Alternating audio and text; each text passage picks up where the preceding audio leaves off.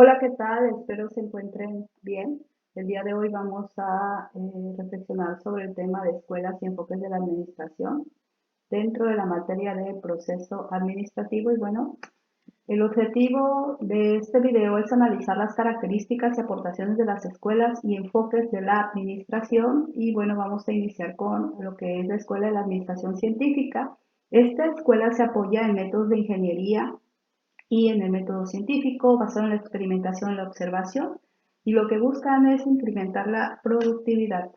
Dentro de las principales aportaciones encontramos el tema de los incentivos, que es la forma de estimular al personal para el desarrollo de sus labores, los estándares, que son unidades de medida que pueden ser cuantitativos o cualitativos, patrones de referencias que me permiten medir resultados, los tiempos y movimientos. Dentro de esta corriente se estuvieron realizando investigaciones vinculadas a observar el tiempo y los movimientos que desarrollaban ciertos obreros sobre una tarea. Basado también en la ingeniería, como mencionaba, de métodos, de cómo hacer determinada tarea, y profundizaron en la selección del personal, ¿no? Desde un enfoque científico para determinar quiénes eran los supervisores, quiénes eran los obreros, la posición que jugaba el administrador.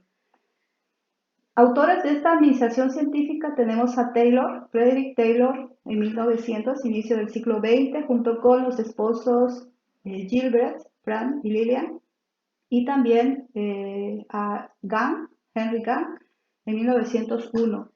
Lo que refiere a Taylor, es reconocido como el padre de la administración científica. Él aplica el método científico a la administración, se apoya en la estandarización de operaciones para poder medir la calidad del producto, basa parte de sus trabajos en observar los tiempos y movimientos del personal, eh, también identifica el procedimiento de producción, que este sea uniforme y que sea obligatorio, ¿no? Precisamente para poder alcanzar los estándares que en su momento requería para un producto terminado. También se le reconoce por la selección y capacitación de trabajadores, personal ocupado para el puesto indicado, ¿no? Dentro de la capacitación se da cuenta que es necesario dotar de conocimientos y habilidades al personal para el desarrollo de sus labores. También aboga por la integración del obrero al proceso. Por proceso vamos a entender que es cualquier tarea o actividad que se desarrolle en una empresa. También atiende el tema de los sistemas de pago a mano de obra. Él observaba a los obreros y decía que para poder estimular su nivel de producción prácticamente había necesidad de generar un pago básico o un sueldo base y establecer unos esquemas extras de eh, estímulos o parte del salario, ¿no? Que pudiera ser esta palanca para que el colaborador pudiera producir más, ¿no? Tenemos también dentro de la escuela a los esposos Gilbert, Frank y Lydia Gilbert, igual en inicios del siglo XX. Ellos destacaron por la importancia que le dan al factor humano dentro de las tareas o labores, cuando interactúan con o utilizan lo que son máquinas y herramientas, y prácticamente encontramos el término de ergonomía. Hoy ubicamos este término cuando nos dicen el producto es ergonómico o no es ergonómico, se está adaptado a los movimientos que realiza el ser humano, ¿no? Ese equipo o esa máquina se adapta, ¿no? Utilizaron la cámara para poder grabar a los trabajadores y poder estudiar los movimientos. Dentro de la literatura vamos a encontrar que ellos hicieron estudios con los albañiles, checaban que cuánto tiempo tardaban en mover los tabiques, colocar tabiques, y bueno, se apoyaron de una cámara. Utilizaron la estadística dentro de la administración para poder medir resultados y también analizar los procesos. Desarrollaron un código de símbolos para poder diagramar. Es el antecedente de lo que hoy conocemos como diagramas de procesos o mapas de procesos, diagramas de flujo, ¿no? Elaboraron un modelo de proceso administrativo que denominaron proceso de trabajo para poder evaluar las diferentes tareas o actividades desarrolladas en la empresa. Y ellos estudiaron micromovimientos, o sea, todo lo que era el trabajo manual y crearon un método. Este método le llamaron método Terblix. Este método refiere o se le da así el nombre por su apellido, ¿no? Es el apellido al revés. Tenemos después a Gann, Henry Gann, igual en 1901, inicios del siglo XX. Este autor es reconocido por la gráfica, por su gráfica de Gantt que es aplicado a la etapa de planeación, y esta gráfica nos permite organizar las actividades y determinar los tiempos, ¿no?, en que se van a ejecutar. También es conocido por el tema de la posición que juega el factor humano en la organización, en el trato que se le debe de dar a los trabajadores y en el tema del salario, ¿no?, la retribución que se le debe otorgar por su labor desempeñada. También abona al tema de la capacitación, el desarrollo de conocimientos y habilidades del personal y el servicio como un objetivo. Dentro de lo que es estos enfoques y escuelas también figura y figura como una de las bases de la administración a lo que vamos a llamar la escuela del proceso administrativo, enfoque clásico o enfoque tradicional de la administración, también conocida como una teoría clásica, y esto es la que presenta Fayol, y estudia las organizaciones centrándose en lo que hace el gerente o director de una empresa y bueno, analiza la organización como un todo, ¿no? Henry Fayol, precisamente en inicios del siglo XX, 1915, él propone este proceso administrativo que actualmente conocemos. Él habla de etapas, habla también de 14 principios que rigen la administración hoy en día, son las bases. Es la parte rica, teórica de la administración. Fayol también establece áreas funcionales dentro de la organización. Actualmente vemos departamentos, áreas, puestos y demás, pero hay un antecedente. Fayol sentó las bases creando áreas funcionales. También se le reconoce por crear un centro de estudios administrativos en París y por las habilidades administrativas y directivas por jerarquía.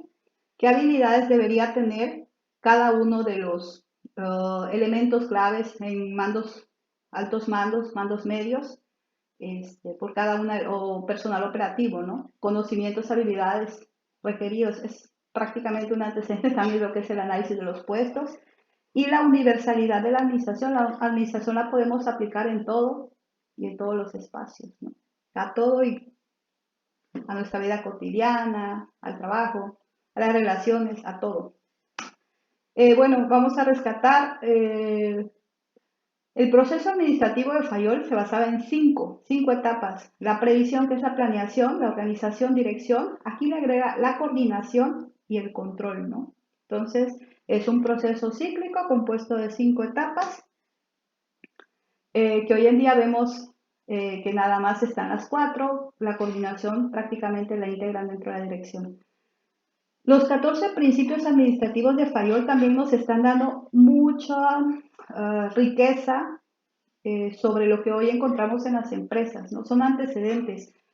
Hoy encontramos cuando vemos que la empresa es más grande, o sea, es una empresa que puede tener una mayor división de trabajo y por tanto una mayor especialización. Entonces, dentro de los principios aparece como uno de los puntos la división del trabajo. El trabajo no se debe centrar en una sola persona, se necesita dividir el trabajo. Segundo punto habla sobre la autoridad y la responsabilidad. Nos indica que a mayor autoridad debe haber un mayor nivel de responsabilidad. No se le puede dar solo autoridad a una persona o solo responsabilidad a una persona, ¿no? Prácticamente es un equilibrio, debe estar en una balanza. El 3 tiene que ver con la disciplina. Una organización, si no está disciplinada en todos sus niveles, prácticamente es como un barco sin rumbo fijo. Entonces debe haber siempre la disciplina, debe estar presente dentro de todos los procesos de la empresa. La unidad de mando y la unidad de dirección guardan relación con esta parte de que no solamente te voy a dar el mando, no solamente vas a ser quien va a dirigir un determinado grupo de personas. o no solamente tú vas a dirigir, sino prácticamente está vinculado precisamente con este punto 2 que es la autoridad y responsabilidad. Yo te cedo el mando, yo te doy la dirección para poder dirigir a este grupo o a este equipo, pero también yo no te voy a poner a otro a estar mandando o a estar dirigiendo porque puedo estar generando choques entre los trabajadores de no saber a quién responder. Por tanto, la unidad de mando y la unidad de dirección dice que debe existir un solo jefe para un grupo de personas. E igual, ese grupo o equipo de personas deben responder a un solo jefe, porque si no se presenta esta doble dirección y genera mucho caos en la empresa. La subordinación del interés individual al general es importante tomar en cuenta que los objetivos de la empresa deben de estar direccionados también con los objetivos individuales del personal, ¿no? Y el tema de la subordinación del interés individual prácticamente nos está llevando a eso. ¿Cuál es mi interés o mi propósito de la empresa? Pues desarrollar mis labores a través, bueno, viéndome beneficiada con un salario y un incentivo en su caso, ¿no? Y alcanzar ciertos objetivos y metas. A nivel organizacional, la empresa busca cumplir con objetivos económicos, cumplir con los objetivos sociales y demás, ¿no? En el paso 7, la retribución a las capacidades del personal, yo voy a retribuir, yo voy a pagar un sueldo de acuerdo a sus capacidades, ¿no? El conocimiento, habilidad y la actitud que se demanda. Por eso debe de existir un buen análisis de puestos, una buena planeación para poder retribuir bien a nuestro personal. El principio 8 hace referencia a la centralización. Frente a la descentralización hay que centralizar ciertas tareas, por ejemplo, la parte estratégica donde están los altos mandos que toman las decisiones, prácticamente van bajando por jerarquía todas aquellas tareas y labores que se van a ir desempeñando en los mandos medios y en el personal operativo. El tema de la jerarquía también hace referencia a esta parte. Hay niveles. Se están estableciendo altos mandos donde se van a concentrar lo que es toda la tarea de planeación y toma de decisiones y toda la parte de mandos medios van a favorecer que fluya la comunicación y que se ejecuten las tareas en cada una de las áreas y departamentos que tienen a su cargo. Entonces, tenemos altos mandos, altos medios, altos mandos, mandos medios y todo el personal operativo son los que están prácticamente abajo, ¿no? El orden y la equidad también guardan relación con la administración. Debe de haber un orden en todas las cosas y en todas las actividades que se desarrollen, y la equidad tiene que ver con la igualdad, ¿no? De que no existan ciertos preferencialismos o diferencias al momento de ejecutar tareas o al momento de asignar tareas. La estabilidad del personal, pues es súper importante. Si el personal no se encuentra bien, no está a gusto, o sea, el clima laboral va a reflejar el resultado que el personal desarrolle dentro de la empresa. Entonces, es uno de los principios básicos de la administración. La iniciativa, es importante dejar que el personal pueda aportar ideas, porque esas ideas que aporten pueden fomentar innovación para el producto o servicio o pueden solucionar algún problema. Y por último, tenemos el espíritu del grupo y unión del personal. Súper importante mantener al grupo unido. Si el grupo o el equipo de trabajo no está unido, simplemente no se van a poder desarrollar actividades que potencialicen el desarrollo de nuevos proyectos dentro de la empresa. Y bueno, estos son los 14 principios administrativos de Fayol. Creo que son súper básicos en toda la administración, ya sea en nuestra vida, en de alguna empresa, en el trabajo, prácticamente lo pueden aplicar a todo, ¿no? Y bueno, Fayol decía que las áreas funcionales estaban divididas en 6, que es la administrativa, la técnica, la comercial, la financiera, la contable y la de seguridad. Si nos vamos ahorita a una empresa, pleno siglo XXI, vamos a encontrar áreas. Vamos a encontrar en altos mandos la dirección general, vamos a encontrar después las famosas áreas como es producción. En el caso de un hotel vamos a encontrar el área de división cuartos donde se desarrollan todos los procesos relacionados con el servicio de hospedaje, el servicio de alimentos y bebidas. Vamos a encontrar, si es que se dedica a la recreación, vamos a encontrar el área de animación, deportes, el área de spa. Y bueno, tenemos también finanzas, el área de ventas, marketing y el área de recursos humanos, que actualmente se denomina capital humano, talento humano, porque en algún momento dado algunos autores decían que el manejar la palabra recurso era como un poco despectivo, entonces se ha ido modificando este término de llamarle a ese recurso factor humano, capital humano, talento humano, ¿no? Y bueno, vamos a pasar precisamente hablando del factor humano, estamos en la Escuela de las Relaciones Humanas. Esta escuela lo que hace es poner en el centro al factor humano y considera que el factor humano es la base, es lo más importante para la empresa. Si no hay factor humano, simplemente no hay razón de ser de la empresa. Aunque actualmente estamos viendo en esta era de la robotización la interacción de máquinas con humanos, ¿no? Como tal. Entonces, ¿qué nos dice la Escuela de las Relaciones Humanas? Las principales aportaciones de esta escuela es que trabajaron el tema de la motivación y la moral de los trabajadores, los estudios de todo lo que son necesidades del personal, el tema del liderazgo y el tema de la comunicación, tanto formal, que es la que se da en la empresa, por la razón que tiene la empresa como tal, y la informal, que son los grupos de amistad que se generan. Autores de las relaciones humanas tenemos a Owen, que bueno, vamos a tomar como referente esta aportación que hace desde 1810 y que es trasladada posteriormente a este siglo XX, con los estudios que realiza posteriormente Owen, Elton Mayo en 1927, tenemos también a Mary Parker Follett en los 30, Chester Barnard en 1938, Kurt Lewin en 1945. Entonces nos ubicamos en las primeras décadas del siglo XX. Y bueno, vamos a rescatar los puntos de Owen. Owen se refería a los empleados como máquinas vitales. Para esto consideraba que era uno de los factores fundamentales para la puesta en marcha de una empresa. Difunde la idea de la necesidad del bienestar social de los empleados, tanto a nivel comunidad como en el trabajo, que era necesario. Si el empleado estaba bien, había un buen resultado en la empresa, ¿no? También abordó el tema de los costos que implicaba satisfacer necesidades sociales y personales de los trabajadores. Y esto es un antecedente de lo que vendría siendo posteriormente estudiar más a fondo el tema de la motivación, qué los motiva o qué los incentiva, ¿no? Y un poco de clima laboral.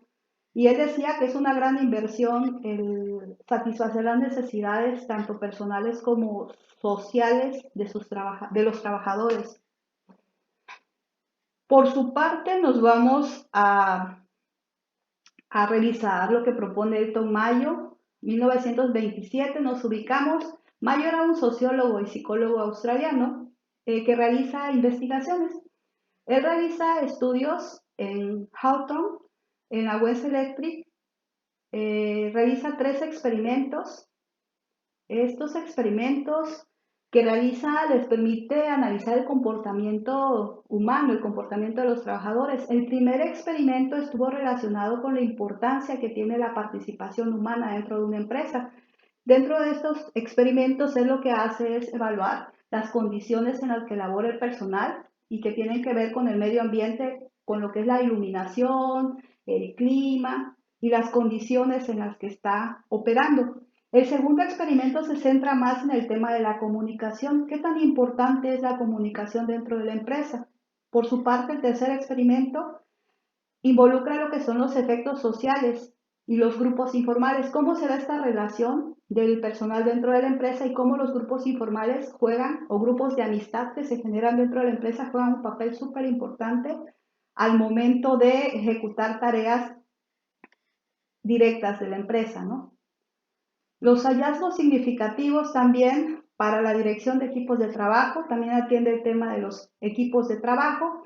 Él considera que la entrevista como técnica de investigación presenta muchas ventajas y promueve el estudio de lo que son los grupos formales e informales. Dentro de una empresa tenemos grupos formales que son los que forman parte de nuestro departamento, de nuestra área, pero también hay grupos informales que son los que se generan a partir de la amistad, como lo comentaba antes. Y nos vamos con la siguiente, que es Mary Parker Follett, 1930, es una psicóloga industrial, y aquí lo que propone Mary Parker es, uno, animar a los trabajadores a que tomen iniciativas, porque es parte de esta contribución a la mejora continua de la empresa, ¿no? El otro aspecto es que la autoridad debe estar asociada al conocimiento. Si alguien está a cargo de un grupo de trabajo, es porque tiene el conocimiento y la habilidad para poder liderar. Si no, simplemente estaremos hablando de un liderazgo o una autoridad no efectiva. Los gerentes deben actuar como coaches y no como supervisores. Es una de las tendencias actuales el famoso coacheo, ¿no? El estar apoyándoles, brindándoles la asesoría o el acompañamiento necesario para que desarrollen sus tareas en caso de que tengan dudas, ¿no? Pero muchas veces las empresas se basan más en estar supervisando y la supervisión se vuelve tan masiva que resulta a veces ser un poco hostigosa. El liderazgo debe estar ligado al conocimiento y a la experiencia. Nuevamente, con este tema de la autoridad, yo no puedo liderar un equipo de trabajo si yo no sé hacer las cosas. Tengo que aprender a hacer las cosas. Por eso, cuando se nos comenta en el caso de administración de empresas turísticas, si yo no sé hacer las cosas de manera, en todos los niveles y en todas las áreas, no voy a poder liderar. Entonces, prácticamente Parker Follett hacía referencia a esta cuestión de liderazgo, ¿no? Chester Barnard, por su parte, en 1938, él propone la teoría de la organización. Revisa algunos aspectos sociológicos que tienen que ver con las relaciones humanas y la necesidad de la comunicación, cómo se da la comunicación ascendente, la comunicación descendente, transversal. Seguimos con el siguiente autor, es Kurt Lewin, 1945. Lewin lo que hace es sentar las bases de lo que después será el desarrollo organizacional. Lewin propone un proceso en 3 etapas para poder hacer cambio dentro de las organizaciones. Él dice que para poder efectuar un cambio necesitamos primero descongelar los valores antiguos. Esto tiene que ver con el descongelamiento de conocimientos, la habilidad, la actitud. Hay que romper paradigmas. Después vamos a cambiar esos valores, pero tengo que hacer como el refri, ¿no? Primero descongelo, después voy a adaptar esos valores o esos conocimientos, habilidades y actitudes y voy a recongelar esos valores. Pero pareciera tan sencillo, pero esto requiere de todo un equipo de trabajo y las ganas de querer aceptar este cambio. Muchas veces hay organizaciones que ya tienen personal que lleva, no sé, mucho tiempo laborando, arriba de 20 años, y todo cambio pues prácticamente resulta como de, ¿y ahora qué pasa aquí, no? Hay resistencia al cambio, entonces, Lewin propone estas 3 fases, ¿no? Etapas. Lewin crea el método de investigación-acción, es uno de los utilizados actualmente en la investigación social, que nos permite primero ir al identificar el problema para poder después planificar y aplicar una acción de mejora a ese problema, ¿no? Nos vamos con la escuela estructuralista. Dentro de la escuela estructuralista nos vamos a centrar en los aspectos de autoridad, comunicación, el tema del comportamiento y la estructura, haciendo referencia a las normas, a todos los reglamentos y políticas que se desarrollan en la empresa, ya sea para el personal como para el cliente. Dentro del estructuralismo tenemos la teoría de la burocracia. Vamos a retomar la postura de Max Weber. Pero esto se dio en el siglo XIX, pero vamos a considerar que es en los 40 del siglo XX cuando toma cierto cauce y es implementado dentro de la escuela del estructuralismo. Dentro de la teoría estructuralista vamos a encontrar a Amitai Etzioni, en la década de los 60, 64, a Ralph Dahrendorf, 1966, y Renat Mainz, 1967. Las principales aportaciones del estructuralismo se centran en hay que descentralizar, hay que checar los tipos de autoridad, los tipos de estructuras y organizaciones y verificar el conflicto y los tipos de conflictos que se pueden presentar en una empresa, ¿no?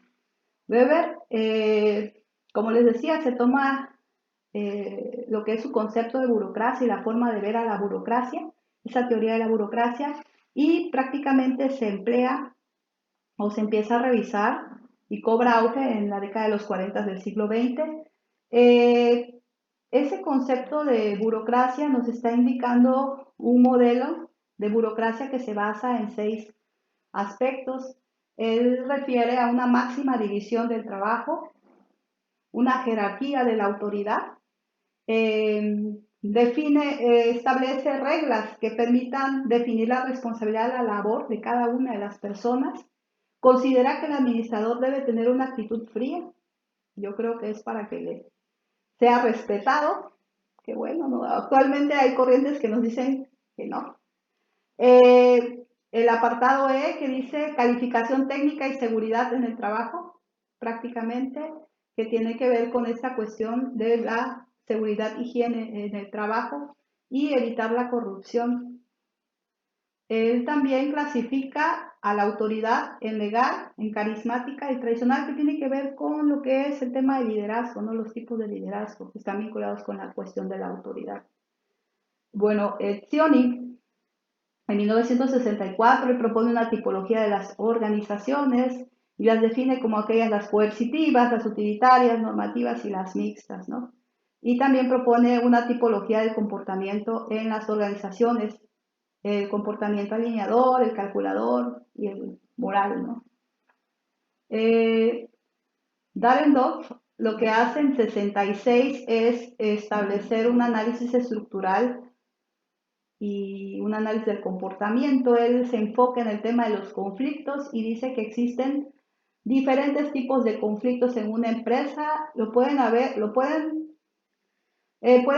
conflictos industriales, que son los que pueden surgir entre los empleados y la empresa, que son prácticamente conflictos o problemas que surgen por algún detalle o tema relacionado con la empresa. También conflictos informales, que son cuando el trato que se les está dando no es el adecuado, cuando no se acepta con agrado, ya sea la recomendación de algún colaborador o hay un problema con el jefe. Los conflictos derivados que surgen por situaciones ajenas a la empresa, hagan de cuenta que son cosas que pasan allá en casa, hay problemas personales entre colaboradores y se ve reflejado en la empresa, ¿no? Cuestiones personales, se toma como personal toda esta interacción. Tenemos también los manifiestos, aquellos que se externan en la organización, por ejemplo, algún problema que se genere en un sindicato.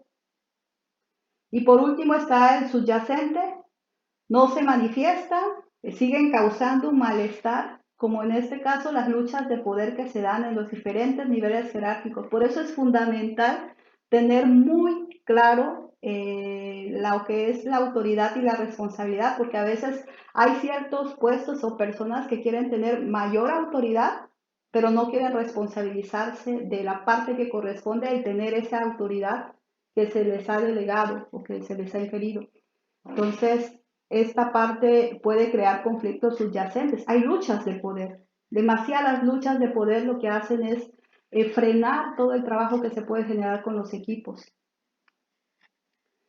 Bueno, por lo que refiere a esta última autora, Renat Mainz, 1967, ella propone una tipología de las organizaciones, 3 tipos, que es la jerárquica, la democrática y la técnica.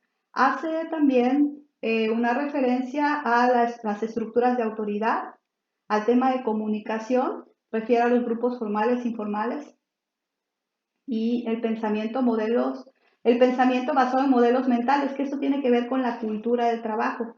con esta cuestión de la filosofía de la empresa, el ponerte la camiseta, toda esta cuestión de los eslogan y demás, eh, herramientas o estrategias para poder generar ese sentimiento de pertenencia que se requiere en una organización.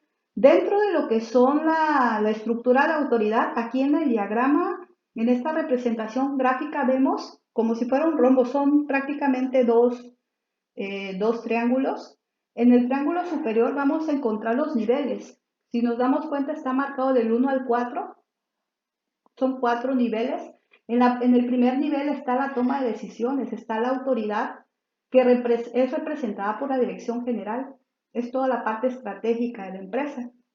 En el segundo nivel están los subdirectores, subgerentes de área y demás, mandos medios que en su momento van a estar coordinando todas las actividades que se desarrollan en la empresa. Tienen cierta autoridad delegada, pero están sujetos a la dirección de la gerencia o la dirección general como tal, ¿no? Después tenemos en el punto 3 a los jefes, empleados calificados, que prácticamente vamos a encontrar personal que están desarrollando labores administrativas, jefes departamentales, este, especialistas en determinadas funciones, ¿no? Y tenemos el 4 que es el nivel de ejecución, es el personal operativo, están los obreros, oficinistas, auxiliares y todo el personal de apoyo, soporte. Tenemos del otro lado del triángulo, la otra parte del rombo, esta cuestión de el personal operativo, lo operativo que dice nivel de decisión y la autoridad y el staff directivo, ¿no? El nivel de ejecución y el nivel, eh, el staff directivo, ¿no? Entonces, básicamente esta representación gráfica nos está indicando estas estructuras de autoridad y también esto también pudiera estar vinculado con esa estructura de comunicación, ¿no? Cómo se dan, cómo va bajando la información en los diferentes niveles de autoridad. Y bueno, por mi parte es todo. Con esto concluimos la primera fase de este análisis de las escuelas y enfoques de la administración. Y aquí les presento las fuentes consultadas y los espero en el siguiente video. Gracias.